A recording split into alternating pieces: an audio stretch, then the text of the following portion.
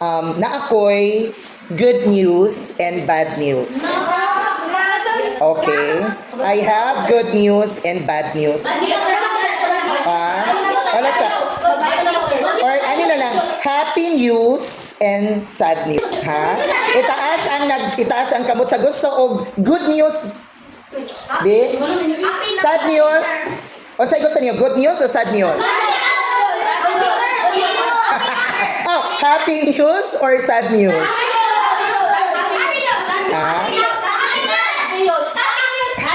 Okay, happy news daw po. No? Sige, the happy news is...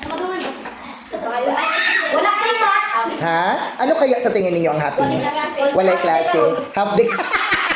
Ang happy news is magdula, magpa-Jollibee si Sir.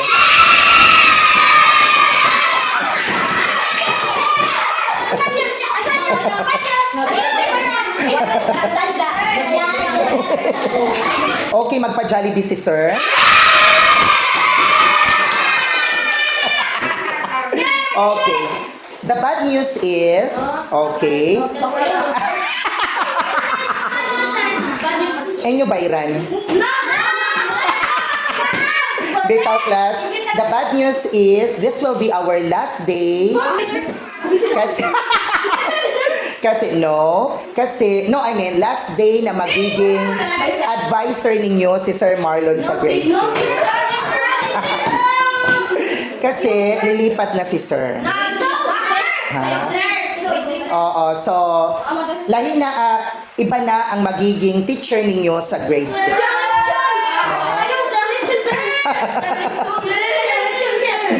No, so hindi na ako ang magiging teacher ninyo. So ako ay ang magiging teacher na sa grade 3. So si Ma'am Shirley Rex na. Okay. So sige lang kasi si Ma'am Shirley naman is naging teacher na ninyo sa grade 3, no? So ako sad ba mo? Parang di man mo sad, oy. Pero bitaw, you are in good hands. Teacher Shirley is one of the outstanding teachers dito sa atin. So, you are in the right hands yun. No, I will miss all the grade 6. So, wala na yun ko yung subject sa inyo, kay sa grade 3 na yun ko. Pero, onsa? Muro na yun namin sa ako kay magpakaon. Okay, pero ako man gihapon ang SELG advisor sa mag-uban gihapon ta grade 6.